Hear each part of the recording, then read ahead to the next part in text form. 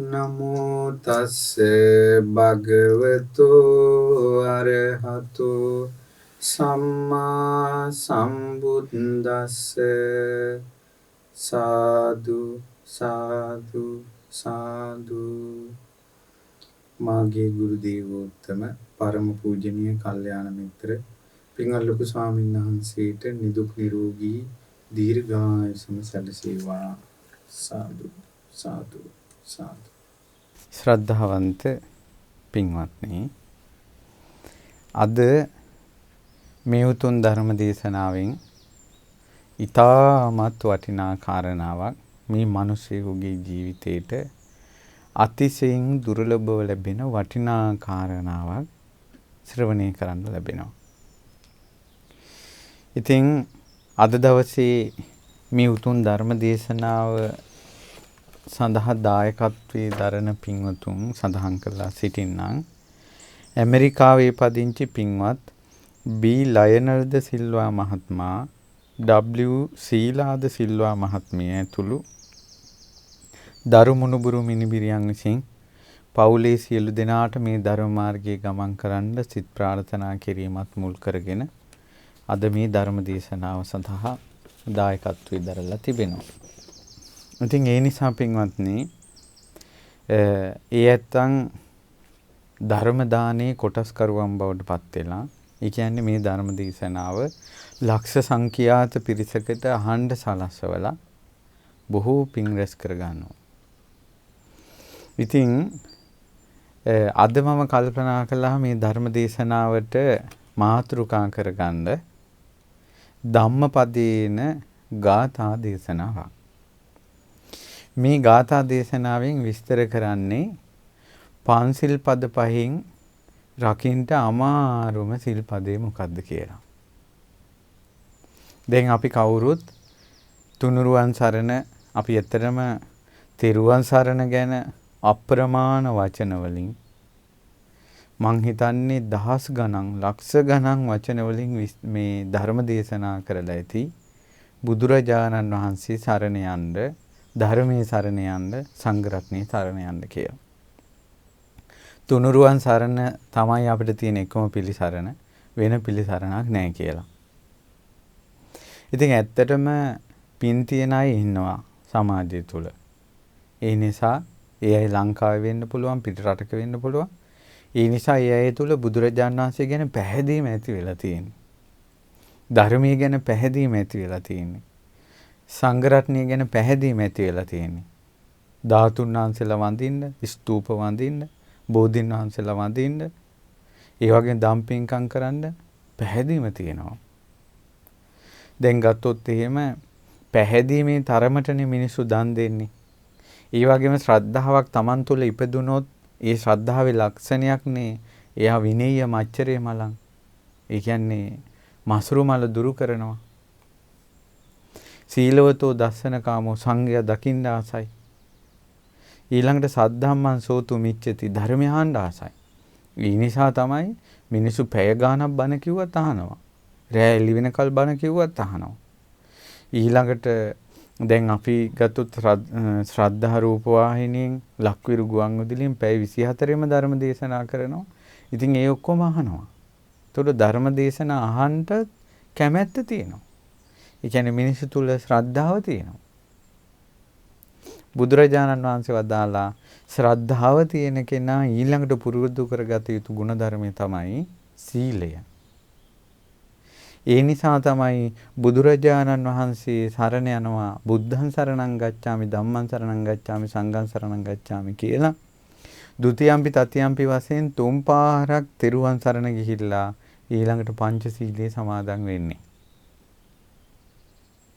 පංචශීලයේ සමාදන් වෙන්නේ ඒ තුනුරුවන් සරණයි පංචශීලයයි හරියට කෙනෙක් ආරක්ෂා කළොත් එයාට සාමණේර පැවිදි වෙලා සාමණේර සීලය ආරක්ෂා කරන එක ලොකු අමාරුවක් වෙන්නේ නැහැ. තුනුරුවන් සරණයි පංචශීලයයි හොඳට ආරක්ෂා කරන කෙනෙකුට එයා පැවිදි වෙලා සාමණේර සීලයත් ආරක්ෂා කරනවා නම් එයාට උපසම්පදා සීලයක් ආරක්ෂා කිරීම අමාරු වෙන්නේ නැහැ. ඊළඟට තමයි දැන් අපි උපසම්පදා සීලය ගැන කතා කරනවා, ඉගෙන ගන්නවා. ඒ විස්තර ටික දිහා බලනකොට හොඳටම තේරෙනවා කෙනෙක් පංචශීලයේ හොඳට රකින්නවා නම් එයාට අනිවාර්යෙන් උසස් සීලයකට යන්න පුළුවන්. ඉතින් බුදුරජාණන් වහන්සේ වදාළා සමහර අය මේ ලෝකේ ඉන්නවා ශ්‍රද්ධාවන්තයි. හැබැයි සිල් රකින්න බෑ. ඒ කියන්නේ ඇත්තටම තුනුරුවන් ගැන හරි පැහැදීමයි. නමුත් මෙයාලට සිල් රකින්න බෑ. එක්කෝ බොනවා. ඒක නතර කරගන්න බෑ. එක්කෝ එයාලගේ මොනවා හරි සල්ලාලකමක් තියෙනවා. ඒක නතර කරගන්න බෑ. ඉතින් අර තමන්ගෙන් අර පංච සමහරයට බොරු කියනවා. ඒක නතර කරගන්න බෑ. හැබැයි හරි සද්ධාවන්තයි. මෙයාලගේ සිල් පදවලට හානි වුණා කියලා සද්ධාවට හානි වෙලා නැහැ. ඒක බුදුරජාණන් වහන්සේ දේශනා කරනවා. මේ ලෝකේ බුදුරජාණන් වහන්සේ වදාළ භික්ෂුවක් ඉන්න පුළුවන් සද්ධාවන්තයි හැබැයි සිල් රකින්න දුර්වලයි. බුදුරජාණන් වහන්සේ භික්ෂුවට අවවාද කරනවා. භික්ෂුව ඔය හිතේ තියෙන ශ්‍රද්ධාව මුල් කරගෙන සීලය පුරුදු කරන්න කියලා. ඒ නිසා නිවන් දකින්නට මාර්ගයේ ගමන් කරන භික්ෂුවටත් එහෙමනම් බුදුරජාණන් වහන්සේ අවවාද අනුශාසනා කරන්නේ ගිහි පින්වතුනි මේ පින්වතුන්ටත් බුදුරජාණන් වහන්සේගේ අනුශාසනාව ඒකයි. ඔබගේ හිතේ ශ්‍රද්ධාවක් තියෙනවා. ඔය ශ්‍රද්ධාවේ බලයෙන් සිල් රකින්න පුරුදු වෙන්න. දැන් අපි බලමු ඒ පංචශීලයේ කියන එක අපි කවුරුත් දන්නවා. ඇත්තනම කවුරුත් දන්නවා කියලා කිව්වොත් ඇත්තනම ඒක නම් දැන් ආපහු නම් හිතන්න වෙනවා. මොකද මම විශ්වවිද්‍යාල ළමයිගෙන් ඇහුවා පුතේ පන්සිල් පද 5 කියපන් කියලා. මේ පිංගුතුන් කියන්නේ මේ කොල්ලට කියාගන්න බැරි වුණානේ. පානාතිපාතා කියලා ඊළඟට මේ කොල්ලා කිව්වේ සුරාමේරය කියලා. ඊටු ටික කියව ගන්න බැරුව දාඩිය දෑවා. විශ්වවිද්‍යාල ළමයි නමුත් 100ක් අරන් වෙනම පරීක්ෂණයක් තියලා බලන්න ඕන කොළ කෑල්ලක් අතට දීලා පන්සිල් පද 5 හරියට ලියලා දියන්න කියනවා.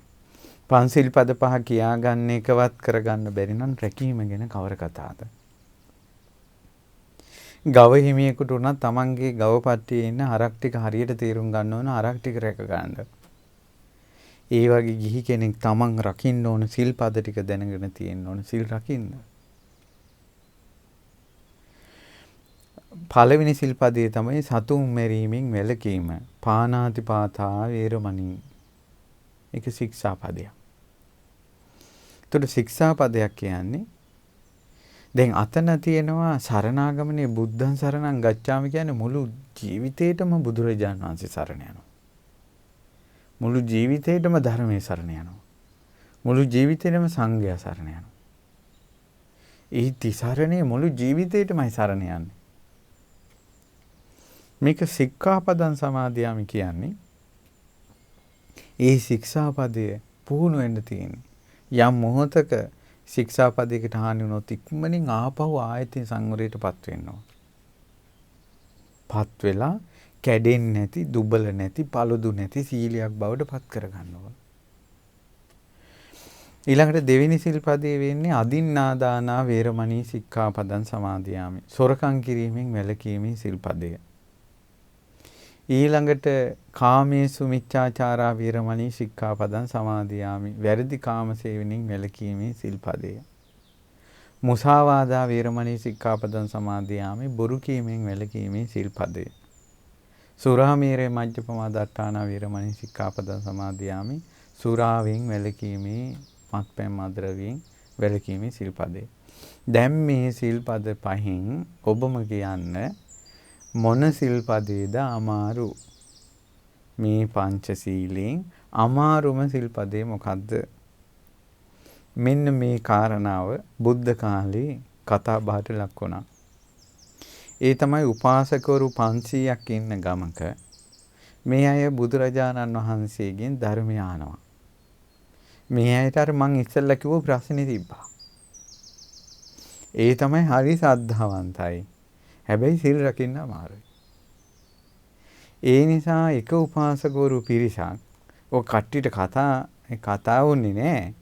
එක පිරිසක් පන්සිල් පද පහෙන් එකක් රැක්කත් මොකද කියලා එක කණ්ඩායමක් ඒක තනි මෙයාලා එක කරේ මේ සත්තු මරන්නේ. හැබැයි අනේ සිල්පද 4 කැඩෙනවා.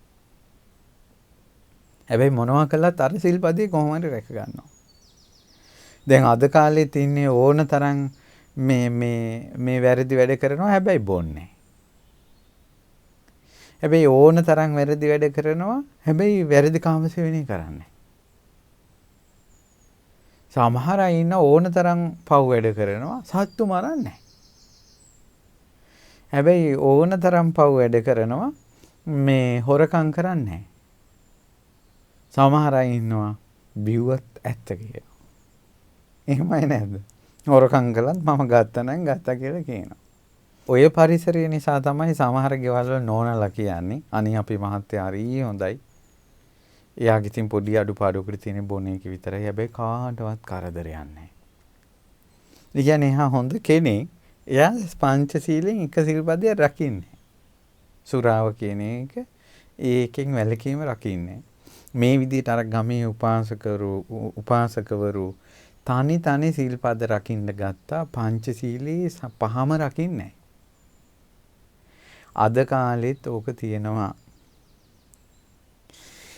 ඊට පස්සේ දවසක් මේ කණ්ඩායම සන්නිපාතාගාරයට, ඒ කියන්නේ ප්‍රජාශාලාවක් වගේ කට්ටිය එකතු වෙලා මේ අපි කියමුකෝ එහෙම නැත්නම් කඩපිලකට හරි එකතු වෙලා මේ කට්ටිය කතා කරගෙන ඉන්නකොට කිව්වා ඔහෙලා දන්නවද මේ පන්සිල් පද පහෙන් අමාරුම එක තමයි සත්තු මරීමෙන් වැළකීම කියන එක.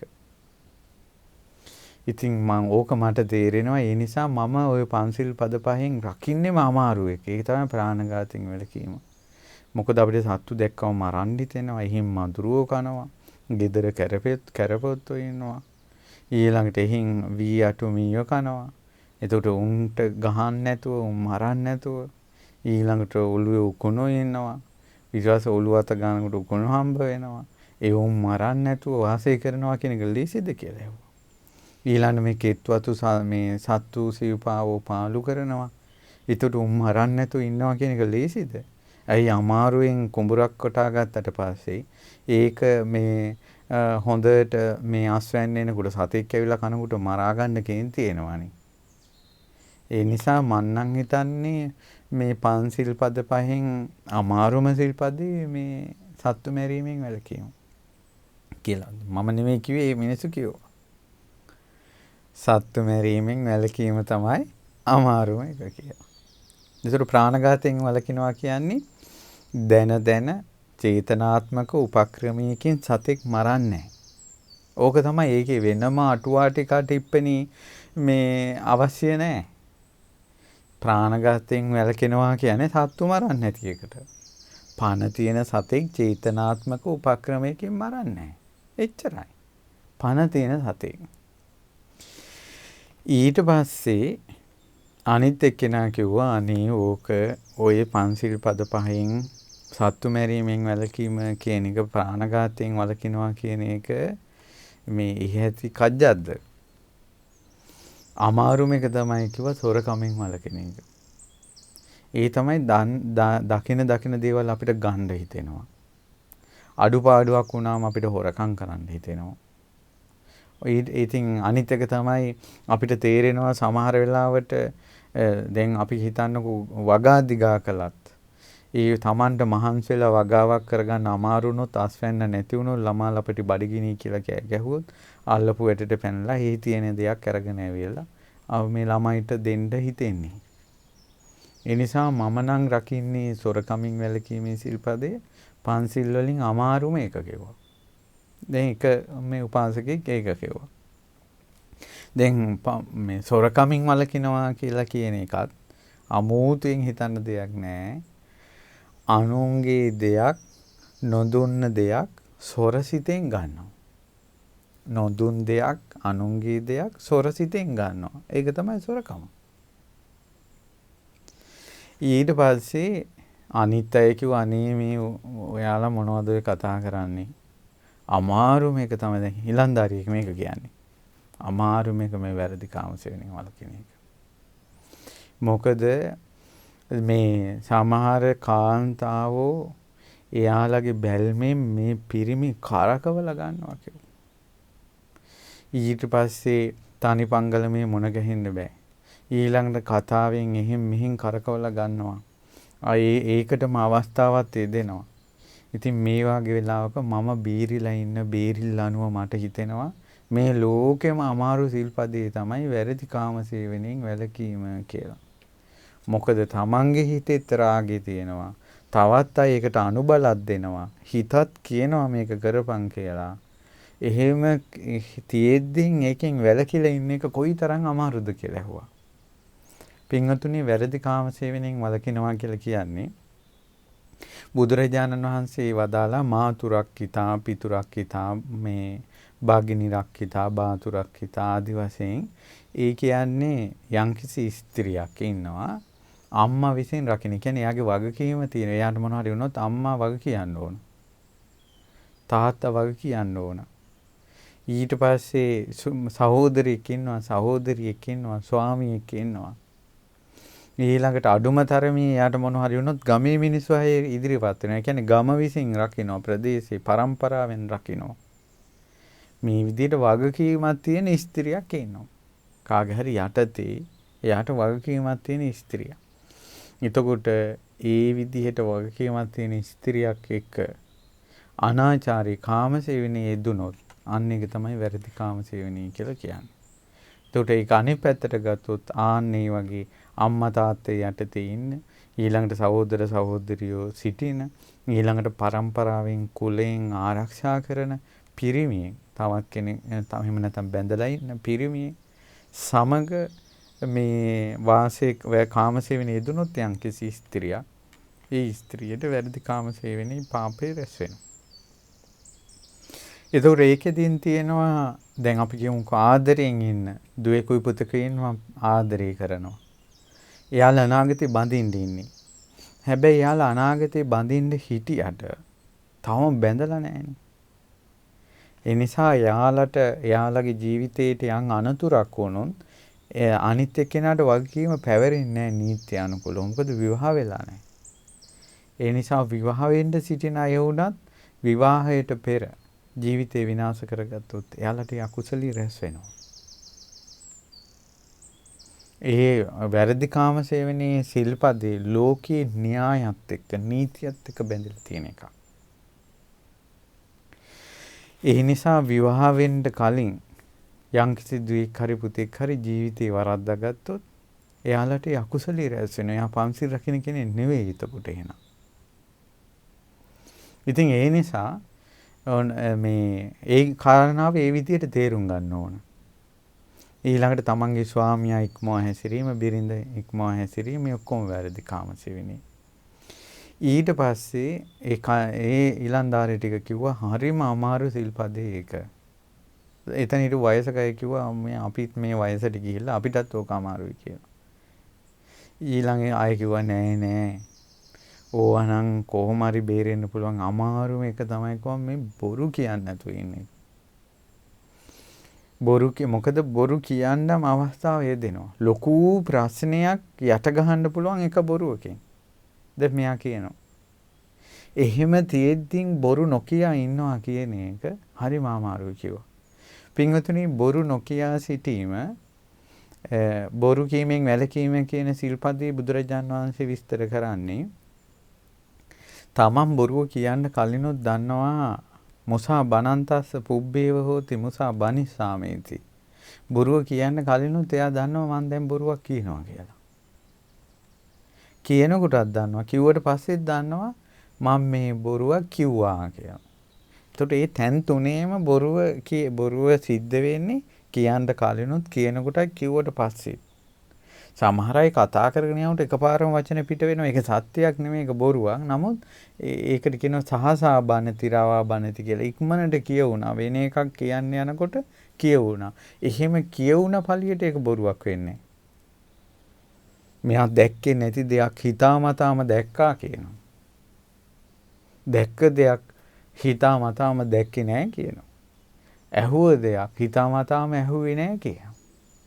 ඇහුවේ නැති දෙයක් හිතාමතාම ඇහුවා කියනවා.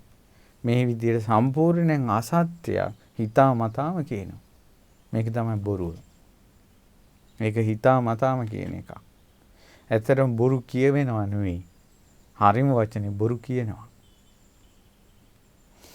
ඊට පස්සේ මෙයා කිව්වා මේක හරිම අමාරුයි මේ සිල්පදේ බොරු කීමෙන් වැළකීම කියන එක රකින්න. අපි ඒක තමයි රකින්නේ.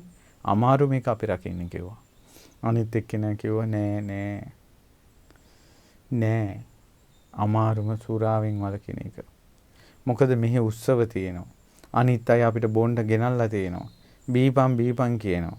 අනිත් එක ඊටත් වැඩිය තේ තමයි බිව්වේ නැතිකොට උන් අහනවා තොපි පිරිමිද? කොඹලගේ කොන්ද? කියලා අපේ පිරිමිකමට අභියෝග කරනවා. ඒව ඉදිරියේ බොන්න නැතුව ඉන්නවා කියන එක මේ අනිත් සිල්පද 4ම රකින්නට වැඩිය අමාරුයි කිව්වා. ඊට පස්සේ ඔන්න දැන් ඊට සුරාපානයෙන් වැළකීමේ සිල්පදේ කියන්නේ පින්වතුනි මේ ලෝකේ සුරාවක් මත්ද්‍රව්‍යයක් විදිහට සම්මත දෙයක් සිහි මුලා වෙන මදයට ප්‍රමාදයට ලක් වෙන දෙයක් එයා පානය කරනවා. පොඩ්ඩක් හරි මෝඩියෙන් එකක් බිව්වත් සුරාවම තමයි. ඊට පස්සේ දැන් සමහර අය කියනවා මද පමණින් ගත්තට කමන්නේ ඒක සුරාමීරේ මජ්ජපමාවලට අයිති වෙන්නේ නැතය කියලා. ඒ යාලා කරන විග්‍රහ මිසක්කා මේ පොඩ්ඩක් නමුත් සුරාවක් නම් ඒක ගත්තොත් එයාගේ පන්සිල් ඒ සිල්පදේ පිරෙන්නේ නැහැ. ඒතකොට සමහර මධ්‍යසාර තියෙනවා ආහාර වලට දානවා. නමුත් මේ මධ්‍යසාර ආහාර වලට දාන්නේ මත් වෙන්න නෙවෙයි. ඒ ආහාරයේ ප්‍රමිතිය හදාගන්න සමහර මධ්‍යසාර දාන ආහාර තියෙනවා. නමුත් එවැනි ආහාර පරිභෝග කළා කියලා ඒක සුරාවට අයිති වෙන්නේ නැහැ. සුරාව කියන්නේ පැහැදිලි දෙයක්. ඒකිට අටුවා ටීකා නැහැ. ටීකා කියන්නේ අවශ්‍ය නැහැ. හේතුව මේ ලෝකේ මිනිස්සු බොන්නේ පහුගිය දවස්වල වැටිලා හිටියේ පාරවල් වල. පහුගිය දවස්වල අර පොලිමට හිටියේ අය මද පමණින් ගන්න නෙවෙයිනේ. ඉතින් ඒ නිසා මේ මිනිස්සු මේ බොනවා සුරාවට මේ මත්පැන් මත් ද්‍රව්‍ය පානයට මේ යොමු වෙලා තියෙනවා කියන එක තමයි මේ සුරාපානය. ඊට පස්සේ කුඩු වර්ග, ඒ වගේම මත් වෙන පෙති වර්ග ආදී නොයෙක් දේවල්. ඊට පස්සේ බුදුරජාණන් දැන් මේ උපාසකයෝ මේ කාණ්ඩායම් පහට දැන් බැරි වුණා මේක තේරුම් බේරුම් කරගන්න. ඊට පස්සේ මෙතන හිටපු ප්‍රධාන උපාසකවරු පස් දෙනා කිව්වා අපි මේවා ගැන අහන්න කෙනෙක් අපිට ඉන්නවනේ. අපේ ශාස්ත්‍රුන් වහන්සේ ඉන්නවනේ. මොකද අපිට තිසරණී කියන එක කියලා දුන්නේ ශාස්ත්‍රුන් වහන්සේ. අපිට පංචශීලයේ කියන එකක් ගැන අපි දන්නේ අපිට පංචශීලයේ රකින්න එක ගැන කියලා දුන්නේ බුදුරජාණන් වහන්සේ. අපි බුදුරජාණන් වහන්සේගෙන් අහමු මේ සිල්පද පහෙන් අමාරුම සිල්පදේ මොකක්ද කියලා. එහෙනම් යමල්ලා කියලා දැන් අන්න මේ උපාසකවරු පස් දෙනා පෙරටු කරගෙන අනිත් ගමේ හිටපු 500ක් උපාසකවරු එයාලගේ අර හිතවත් යාළු ගමේ අය ඒ සියලු දෙනා එදා දෙවුරන් විහෙරට ගියා. දෙවුරන් විහෙරට ගිහිල්ලා අපගේ භාග්‍යවත් බුදුරජාණන් වහන්සේගෙන්ට වන්දනා කරලා මේ ස්වාමීනි භාග්‍යතුන් වහන්සේ අද අපි අතර කතාවක් ඇති වුණා පංචශීලයෙන් අමාරුම සිල්පදේ මොකද්ද කියලා. ඉතින් අපිට එක අදහසකට එන්න බැරි වෙච්ච තැනයි භාග්‍යතුන් වහන්සේ මුණ ගැහින්න මේ පැමිණියේ. ස්වාමීනි භාග්‍යතුන් වහන්සේ අපිට විස්තර කරලා දෙන්න පංචශීලයෙන් අමාරුම සිල්පදේ මොකද්ද කියලා. බුදුරජාණන් වහන්සේ වදාලා පින්වත් උපාසකවරුනි සතුන් මැරීමෙන් වැළකීමත් අමාරුයි. හොරකම් කිරීමෙන් වැළකීමත් අමාරුයි. වැරදි කාම සේවනයෙන් වැළකීමත් අමාරුයි. ඊළඟට බොරු කීමෙන් වැළකීමත් අමාරුයි. ඊළඟට මත්පැන් මද්ද්‍රව්‍ය පාවිච්චියෙන් වැළකීමත් පාවිච්චි කිරීමෙන් වැළකීමත් අමාරුයි. පංචශීලයෙන් අහවල් සිල්පදේ අමාරුයි. අහවල් සිල්පදේ ලේසි කියලා සිල්පද උස් පහත් කරන්න බෑ කියෝ. පංචශීලයමයි. සිල්පද පහම එක වගේ. අර ඒ කෙනාගේ දුර්වලතාවය අනුව එකක් එයාට ප්‍රකට වෙලා වගේ පේන්න පුළුවන්. නමුත් සිල්පද පහ එක වගේ. ඒ නිසා ඒ කියන්නේ තව තමන්ට අමාරු සිල්පදේට අරය බලවත්ව වීරිය කරන්නයි වොමනාව තියෙන්නේ. මිසක් ඒ සිල්පද පහ දැන් තමන් මේ පහසුවෙන් රකින්න සිල්පදේ අපහසුවෙන් රකින්න සිල්පදේ ඒ සිල්පද දෙකම පංචශීලී සිල්පද මිසක්කා ලොකු කුඩා කියලා එහෙම බෙදන්න බෑ. ඉතින් ඒ විදිහට විස්තර කරලා බුදුරජාණන් වහන්සේ විස්තර කළා ගාථාවක් වදාලා. මේ ධම්මපදේ මල වර්ගයේ මේ ගාථාව තියෙන්නේ. යෝ පානමති පාතේති මුසාවාදංච භාසති ලෝකේ අදින්නම් ආදීයති පරධාරංච ගච්ඡති. මේ ලෝකේ යම් කිසි කෙනෙක් සත්තු මරනවා නම් හොරකම් කරනවා නම් බොරුව පවසනවා නම් ඊළඟට අනුන්ගේ ස්ත්‍රීන් කරා යනවා නම් සුරාමීරේ පානංච යෝ නරෝ අනුයුඤ්ජති. සුරා පානය කරනවා නම් මේ වගේ දී වාසය කරනවා නම් ඉදේව පෝසෝ ලෝකස්මින් මූලං කනති අත්තනෝ. මේ වගේ ඉන්න මිනිස්සු තමන්ගේ ජීවිතේ ගුණ නසා ගන්නවා. තමන්ගේ ජීවිතේ ගුණ නසා ගන්නවා. ලොකු පිනක් රැස් කරගන්න තියෙන අවස්ථාව නැති කරගන්නවා. ඒ පන්සිල් රකින්නේ කියන්නේ මිනිස්සෙකුට උපද්දවා ගන්න තියෙන ගුණ නසා ගන්න එකට. පන්සිල් රකින්නවා කියන්නේ මනුස්ස ලෝකෙට ආපු කෙනෙක් ගුණ උපද්දවනවා, පින් උපද්දවනවා කියන එකට. ඒවම්බෝ පුරිස ජානාහි පාප ධම්මා අසඤ්ඤතා මාතං ලෝභෝ අධම්මෝච චිරං දුක්ඛා රන්දයුම්. කියනවා ඒ නිසා පින්වත් පුරුෂයෙනි මේක නුවණින් කල්පනා කරලා දැනගන්න. මේ දුස්සීල බව කියන එක අසංවර පවිතු ඔය දුස්සීල බවත් ලෝභයත් කෝපයත් ඔබ ඉක්මනට දුරු කරන්න ඕන.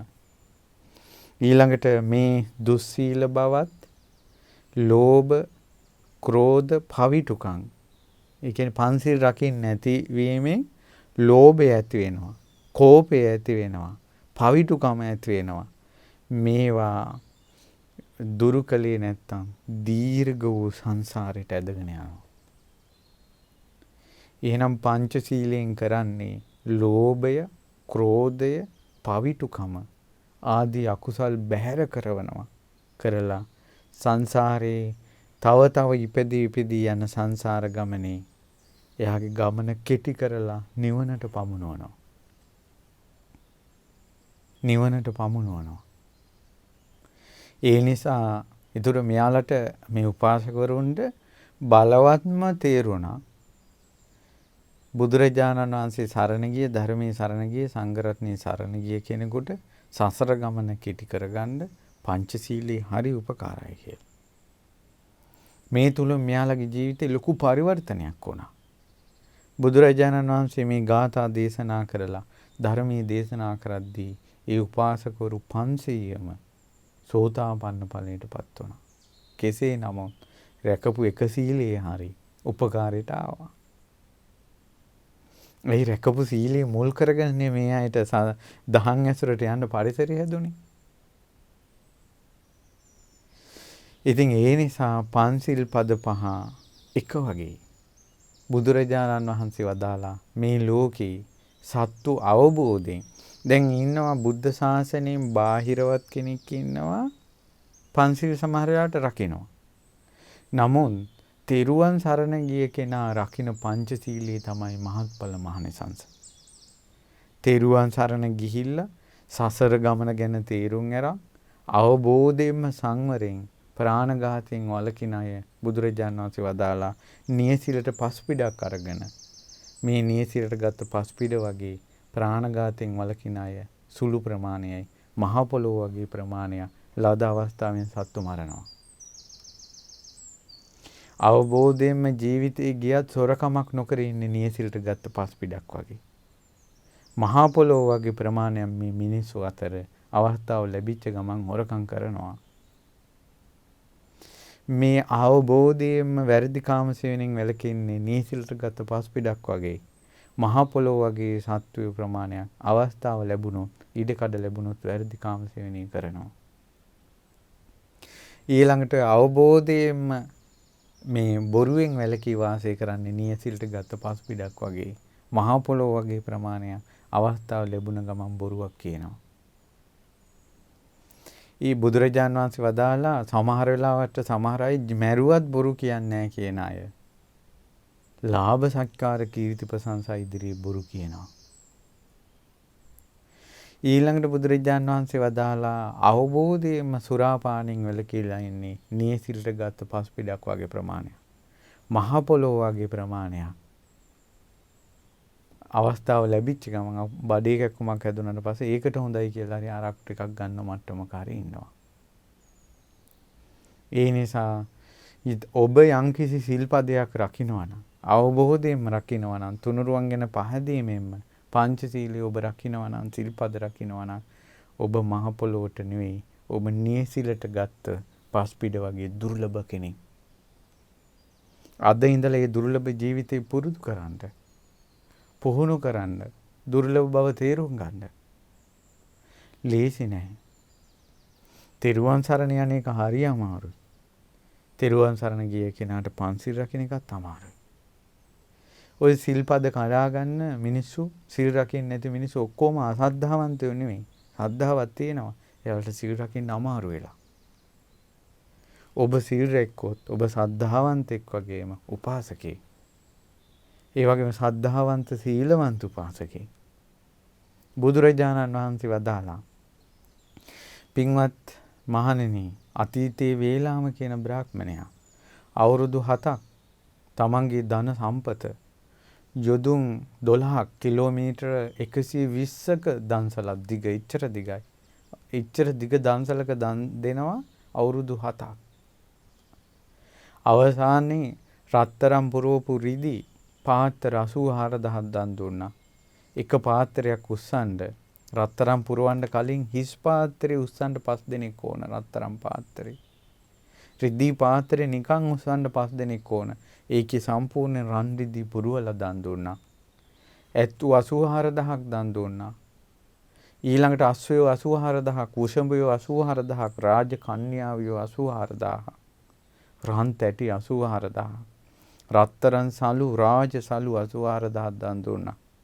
ওই වේලාම බ්‍රාහ්මණයාගේ දාණයට වඩා තෙරුවන් සරණ ගිය කෙනෙකුට දන් හැන්දක් බෙදෙන එක මහත්ඵලයි මානිසංසයි. ඊට වඩා තෙරුවන් සරණේ පිහිටලා පන්සිල් රකින්න කෙනෙකුට දෙන දානේ මහත්ඵලයි මානිසංසයි. අච්චර අර වේලාම බමුණගේ දානෙට වඩා. එහෙනම් පොයේ දවසට සිල් නැත්තන්ට දන් දෙන එක කොච්චර හොඳද? ඊට පස්සේ හොඳට පන්සිල් රකින්න කිරි අම්මලාට දන් දෙන එක කොයිතරම් හොඳද?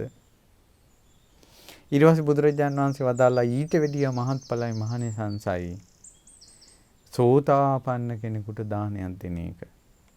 සෝතාපන්න 100කට දාන දෙනවට වැඩිය සකදාගාමි කෙනෙකුට දෙන දානේ.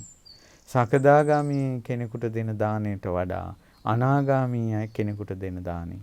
අනාගාමි 100කට දෙන දාණයට වඩා එක රහතන් වහන්සේ නමකට දෙන දානේ මහත්ඵලයි. රහතන් වහන්සේලා 100කට දෙන දාණයට වඩා පසේ බුදුරජාණන් වහන්සේට දෙන දානේ මහත්ඵලයි. පසේ බුදුරජාණන් වහන්සේලා 100කට දෙන දාණයට වඩා බුදුරජාණන් වහන්සේට පූජා කරන දානේ මහත්ඵලයි. බුදුරජාණන් වහන්සේට දෙන දාණයට වඩා බුද්ධ ප්‍රමුඛ මහා සංඝ රත්නයට දෙන දානේ මහත්ඵලයි මහණිසංසයි. ඒ බුද්ධ ප්‍රමුඛ මහරහතන් වහන්සේලාට දෙන දාණයට වඩා සිව්දිකින් වඩින මහා සංඝ රත්නයට විහාරාරාම සෙනසුන් පූජාවක් කරන එක මහත්ඵලයි මහණිසංසයි. පින්වත් මහණෙනි, ඔය සියලුම පින්වලට වඩා මහත්ඵලයි මහණිසංසයි තමන් බුදුරජාණන් වහන්සේ සරණ යන එක. තමන් ධර්මයේ සරණ යන එක. තමන් සංඝ රත්නයේ සරණ යන එක. එතකොට පන්සිල් රකින්න කලින් බුද්ධං සරණං ගච්ඡාමි, ධම්මං සරණං ගච්ඡාමි, සංඝං සරණං ගච්ඡාමි කියලා එයා තෙරුවන් සරණ යන්නේ අවංකවම කළොත් ඒ මොහොතේම කොයිතරම් පින් ගොඩක් රැස් වෙනවද? බුදුරජාණන් වහන්සේ පෙරටු රහතන් වහන්සේලා භික්ෂු භික්ෂුණී ඒ සියලුම සාංගික දානයක් දෙනවට වඩා මහත්ඵලයි. ආරාමයක් හදලා වේළුවනාරාමයේ හැදලා පූජා කරනවට වැඩිය මහත්ඵලයි අවංකවම තෙරුවන් සරණ ගියෝ. පින්වත් මහණෙනි, ඊට වඩා මහත්ඵලයි මහණෙනි. ඊටත් වඩා මහත්ඵලයි මහණෙනි. ඒ තෙරුවන් සරණ ගිහි කෙනා පන්සිල් රකින්නවා නම් ආරාම 100ක් හදලා පූජා කරනවට වඩා, කටින 100ක් පූජා කරනවට වඩා තමන් පන්සිල් රකින්න එක වටිනවා. අද කාලේ අපිට ආරාම හදන්නත් පුළුවන්. විහෙර විහාර හදන්නත් පුළුවන්. මහා පින්කම් කරන්නත් පුළුවන්. හැමදාම ගෙදර දානයක් හදලා පූජා කරන්නත් පුළුවන්. අමාරුම එක මොකද්ද? පන්සිල් රකින්න එක. නමුත් වැඩිපුරම පින් රැස් වෙන්නේ මොකෙන්ද? පන්සිල් රකින්න එකෙන්. පිට රටවල ඉන්න අය සංකාවෙන් ඉන්නවා, දුක් ගැනවිල්ලෙන් ඉන්නවා, දුකෙන් ඉන්නවනේ. අපිට රුවන්වැලි සෑය වඳින්න නැහැ, ජයසිරි මහ බෝධීන් වහන්සේ වඳින්න නැහැ, අපිට ළඟ සංඝයා නැහැ, දාන බෙදන්න විදියක් නැහැ, අපිට ආරාම වලට යන්න විදියක් නැහැ කියලා පිට රටවල ඈතවල ඉන්න මිනිස්සු දුක් වෙවි ඉන්නවා. නමුත් මේක අදහන්න ඊට වැඩිය මහත්ඵලයි මහණෙනි. තමන් පන්සිල් රකින්න එක. ඒක අඟහරු ලෝකේ හරි කරන්න. ඔබ ඉන්නේ අඟහරු ලෝකේ නම් අඟහරු ලෝකේ හරි පන්සිල් පද පහ රැක්කොත් ආරාම 100 ගාණක් ඇදුවට වඩා මහත්ඵලයි මහණෙනි. රහතන් වහන්සේ නමක්ගේ පෙර ජීවිතේ තියෙනවා. ඒ රහතන් වහන්සේ ඉස්සර ඈත ලෞතර සම්මා සම්බුදුරජාණන් වහන්සේ නමක් ලෝකේ පහළ වෙච්ච කාලේ මෙයාට හරිය ආසයි මේ මහාන වෙන්න. නමුත් මහාන වෙන්න විදිහක් නැහැ. අම්මයි තාත්තයි අන්ධයි. දාලා ඉන්න විදිහක් නැහැ.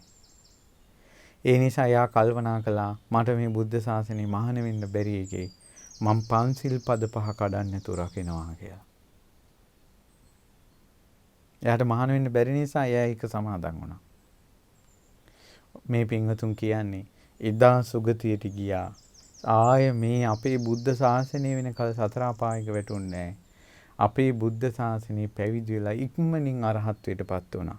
උන්වහන්සේ දේශනා කරනවා මම මේ ජීවිතේ ඉක්මනින් ධර්මය අවබෝධ කළේ පන්සිල් රැකපු පින්බලෙන් කියන. පන්සිල් රැකපු පින්බලෙන් කියන. හරි පුදුමයි. ඔබ දන්නවද මේ බුද්ධ ශාසනය හරි අපූර්ව සිද්ධියක් කොලා? ඒ මෙන්න මෙහෙම එකක්. ඒ සිද්ධියට කලින් කාශ්‍යප බුද්ධ ශාසනේ හොරු ටිකක් ගමක් කොල්ල කනකොට රාජපුරුෂයෝ ගම වට කළා. මේ හොරු ටික කැලීට දිව්වා. කැලීට දුවනකොට හොරු 500ක් කන්දකට නැංගා. රාජපුරුෂයෝ විශාල ප්‍රමාණයක් ආව කන්ද වට කළා. දැන් හොරු දන්නවා මොන ක්‍රමින්වත් කන්දෙන් පැන ගන්න බෑ රාජපුරුෂයෝ කන්ද වට කරලා ඉන්නේ. ඉතින් හොරු ටික කැලේ ඇවිදගෙන යනකොට එක ආරාමයක ස්වාමීන් වහන්සේ නමක් හිටියා. ඒ ස්වාමීන් වහන්සේ ඉදිරියේ මේ හොරු ටික වැඳ වැටිලා කිව්වා ස්වාමීන් වහන්සේ අපි ඔබ බේරගන්න කිව්වා. ඔක්කොම රාජපුරුෂයෝ වට කරලා ඉන්නේ කියලා. අර තෙරුන් වහන්සේ කිව්වා හරි එහෙනම් ඔබ බේරන්න.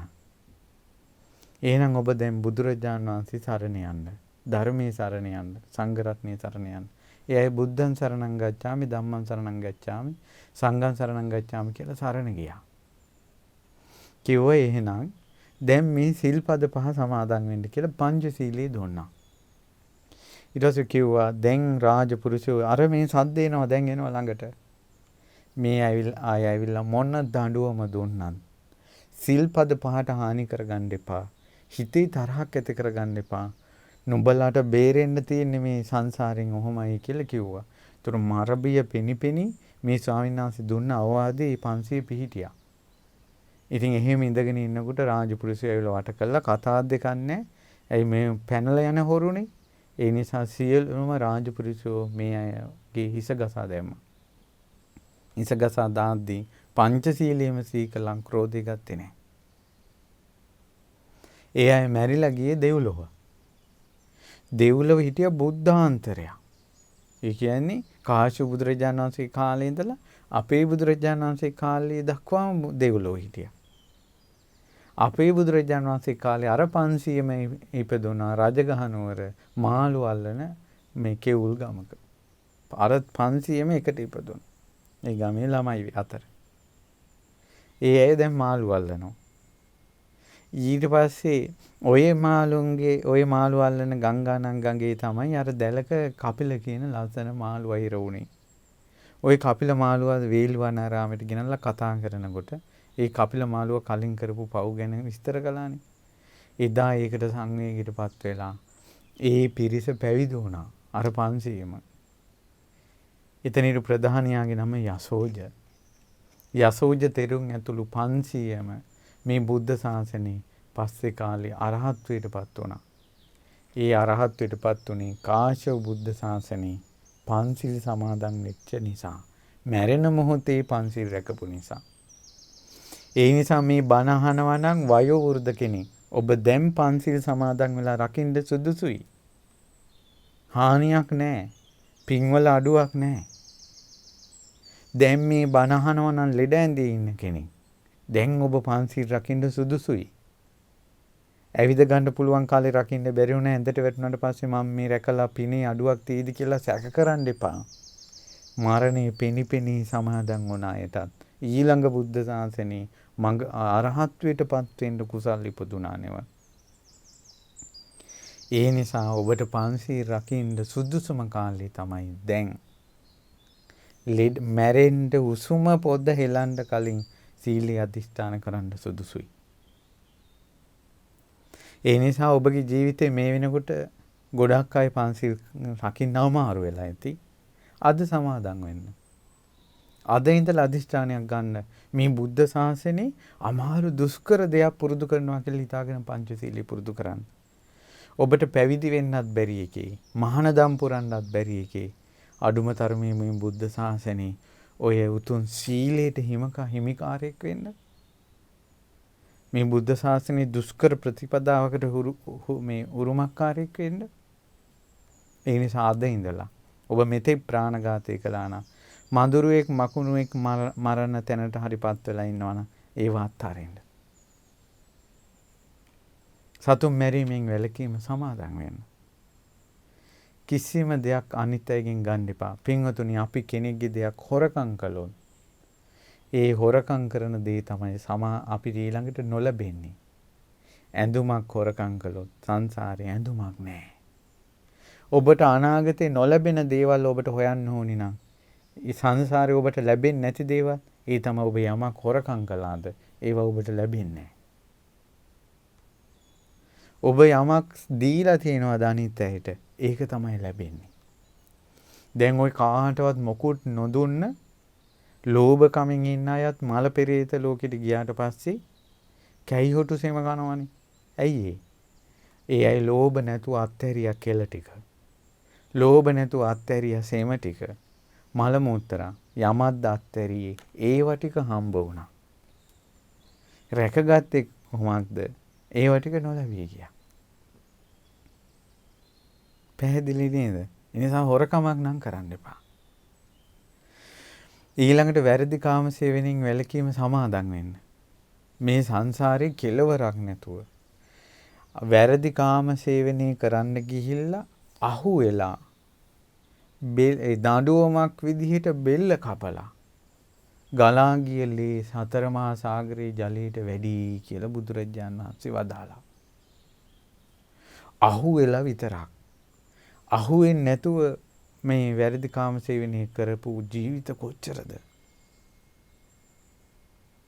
ඊටකොට අහු වෙලා වැරදි කාම සේවනය කරලා දඬුවමක් විදිහට ඒ අහු වෙන ඔක්කොටම බෙල්ල කපන්න දඬුවම් කරන්නේ නැහැනේ. බෙල්ල කපන්න දඬුවම් කරපු අවස්ථාවල විතරක් ගලා ගියලේ සතර මහා සාගරයේ ජලයට වැඩි. එහෙනම් සංසාරේ කොච්චර ගෑනු පිටිපස්සේ ගිහිල්ලා තියෙනවද? සංසාරේ කොච්චර පිරිමි පිටිපස්සේ ගිහිල්ලා තියෙනවද? සංසාරේ කොච්චර සල්ලාලකම් කරලා තියෙනවද? මේ සසරට නින්දා වේවා තවත් ඒවම හිතෙනවනේ. එච්චර බෙලි කැපිලත් මට්ටු වෙලා නැහෙනේ. මේ සසරට නින්දා වේවා. මේ හීන දීන තුච්ච රාගයට නින්දා වේවා. මේ නොසන්සිඳෙන ආසාවට නින්දා වේවා. ඒ පෞකාර ජීවිතයට නිඳා වේවා.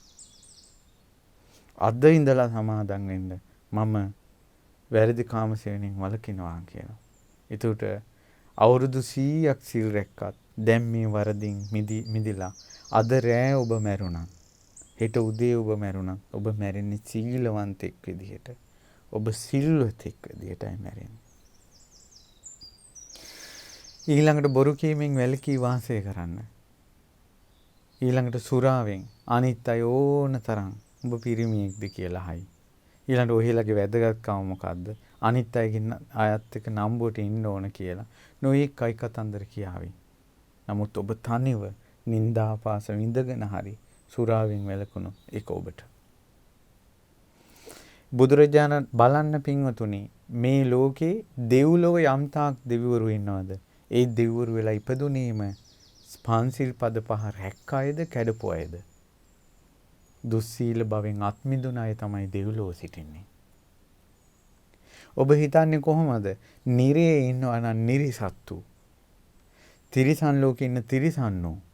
පෙරේත ලෝකේ ඉන්න පෙරේතයෝ. මේ ඔක්කොගේම අතින් සිද්ධ වෙච්ච එකක් තමයි. එක්කෝ සොරකම, එක්කෝ වැරදි කාමසේවණේ, ප්‍රාණඝාතේ, පංචශීල පද පහ රැකපු අය නෙවෙයි. පින්වත්නි, සතර අපායෙන්නේ කඩපු අය. ඒ නිසා ඔබ ඊළඟට යන ලෝකේ දිහා බලන්න. ඔබ හිතන්නේ මේ ලෝකේ මගඵල නිවන් ලැබුවේ පංචශීල රැකපු අයද පංචශීල කඩපු අයද? පංචශීල රැකපු අය. ඔබ සීල් රකින්න. එතකොට ඔබට නිවන් මාර්ගය විවෘත වෙනවා. ඉතින් ඒ නිසා බුදුරජාණන් වහන්සේ වදාලා මේ පංචශීලයේ කැඩීම මුල් කරගෙන ඒ මුල් වෙලා කෙනෙක් නිරේ යනවා, තිරිසන් ලෝක යනවා, പ്രേත ලෝක යනවා. ප්‍රාණඝාතය කරපු කෙනෙක් මනුස්ස ලෝකෙ ඉපදුනොත් එහෙම එයාට අවම විපාක ලැබෙනවා, අඩු වයසින් මැරෙනවා. සොරකම් කරපු කෙනෙක් මනුස්ස ලෝකෙ ඉපදුනොත් එයාට ලැබෙන අවම විපාකේ, උපරිම විපාක නෙවෙයි. අවම විපාකේ තමයි එයාගේ භවභෝග නැසෙනවා. එක්ක ගින්නට, ජලයට, එක්ක තව හොර හතුරු ගන්නවා. වැරදි කාමසේවනයේ කරපු එක්කෙනෙකුට මනුස්ස ලෝකේ ලැබෙන මේ විපාකේ තමයි පින්වත්නි වැරදි කාමසේවනයේ යෙදුන කෙනෙකුට මනුස්ස ලෝකයේ තියෙන අවම විපාකේ තමයි සතුරු වැඩි. ඊළඟට තමන් ආදරය කරන තැනින් තමන්ට වෛරය ලැබෙනවා. සතුරු වැඩි, ආදරය කරන තැන අවසන් ඵලයේ විදියට ලැබෙන්නේ වෛරය. කට්ටිය ඉක්මනට තරහ වෙනවා. සතුරු වැඩි. වැරදි කාමසේවනයේ විපාක. ආදරයක් ලැබෙන්නේ නැහැ. ස්වාමියා අත්හැරලා යනවා. බිරිඳ අත්හැරලා යනවා. දරුවෝ අත්හැරලා යනවා. මේ වගේ විඳින දුක තේරෙනවා නම් ආයෙනම් කරන්න එපා මේ පාපය. බොරු කීමේ විපාක විදියට සතර අපාය වැටෙනවා. මනුස්ස ලෝකේ આવොත් අවම විපාකේ තමයි අභූත චෝදනා. කරපු නැති වැරදි වලට අහු වෙනවා. කියන්නේ එකක් තේරෙන්නේ එකක්, තමව තේරුම් ගන්න කවුරුත්. බලන්න මේ පාපවල හැටි. අපිම කරන දේවල් නේද අපි මේ විඳින්නේ. ඊළඟට සුරාවේ අවම විපාකයේ තමයි මනුස්ස ලෝකෙ ඉපදුනොත් උමතු වෙනවා. දැන් මේ ෆෝන් එකට කට්ටිය උමතු වෙලා ඇයි මේ ගේම් වලට කට්ටිය උමතු වෙලා? ඇයි මේ ක්‍රීඩා වලට මිනිස්සු උමතු වෙලා? ඇයි විහිළුවට මිනිස්සු උමතු වෙලා? පිස්සු වගේ ජීවත් වෙන්නේ. පමණක් නොවේ. යම්කිසි උමතු රෝහලක, මානසික රෝහලක යම් කෙනෙක් සිටිනවා නම් මානසික රෝග අද වැඩි නම් ඒකට හේතුව අද කාලේ ඉපදෙන අයගේ සංසාරේ සුරාපානය කරපු කර්ම ඉස්මතු වෙනවා. දෙක්කද? ඉතින් ඒ නිසා මේ කරුණු කාරණා හොඳට තේරුම් අරගෙන මේ පින්වතුන් කල්පනා කරන්න ඕන. මම ප්‍රාණඝාතයෙන් වළකිනවා, සොරකමින් වළකිනවා, වැරදි කාමසේවණෙන් වළකිනවා, බොරු කීමෙන් වළකිනවා, මත්පැන් මත්ද්‍රව්‍ය භාවිතයෙන් වළකිනවා කියලා. ඒ නිසා පංචශීලයේ ඔබට ආරක්ෂා කරගන්න පුළුවන් වුණොත් ඒක ලොකු දෙයක්. නිතර ධර්මය අහන, ඊළඟ මේ ධර්මයේ පුරුදු කරන්න ආසා, ඊළඟ ගොඩාක් පින්කම් කරන්න, පින්කම් වලට උදව් වෙන ගොඩක් ඒ වගේ අය තමයි ඉන්නේ. ඉතින් ඔබ ඊළඟට පුරුදු කරන්න මම පන්සිල් රකින්න කෙනෙක් වෙනවා කියලා. ඔබ පන්සිල් රකින්නවා නම් ඔබ රකින්න සීලී ගැන ගොඩාක් සතුටු වෙන්න. ඒ සීලෙන් සතුටු වෙවි සීලානුස්සතිය වඩා ඔබ එක භාවනාවක් කරගන්න. ඉතින් ඒ නිසා මේ බුද්ධ ශාසනයේ දුර්ලභ සම්පත්තිය තමයි සීල සම්පත්තිය. මේ බුද්ධ ශාසනයේ මහා ධනයක් තමයි සද්ධා ධනං සීල ධනං ආදි වශයෙන් සීලය කියන්නේ මහා ධනයක්. ඒ සීලේ තියෙන කෙනා මේ බුද්ධ ශාසනයේ දුප්පතෙක් වෙන්නේ නැහැ. ඔබ පෝසතේ. සිල්වත් නැත්තම් සල්ලි ගොඩක් උඩ නිදාගත්තා. එයා දුප්පතේ. ඒ නිසා අනේ මේ ධර්මයේ දේශනා කරපු පින් බලෙන් බුද්ධානුභාවයෙන් ධම්මානුභාවයෙන් තථාගත අරහත් සම්මා සම්බුදුරජාණන් වහන්සේ නමක් ලෝකේ පහළ වෙලා සීලේ ලෝකයට දන් දුන්න ආනුභාවයෙන් මේ ලෝකේ ආර්ය ශ්‍රාවකයෝ කැඩෙන්නේ නැති පළුදු නැති සිදුරු නැති ආර්ය වූ සීලයක් පිහිටිය ආනුභාවයෙන් ඔබට සිල් රකින්න ශක්තිය උදා වේවා. ඔබගේ අඩුපාඩු හදාගන්න ශක්තිය උදා වේවා. ඔබ සීලවන්තෙක් වේවා. ගෞතම බුද්ධ ශාසනයේ ඔබ පුරණ මේ ගුණධර්ම අමා නිවනටම හේතු වාසනාම වේවා. මෙවැනි වටිනා ධර්ම දේශනා නැරඹීමට ශ්‍රද්ධා YouTube චැනලය සබ්ස්ක්‍රයිබ් කර සීනුව ලකුණ ඔබන්න.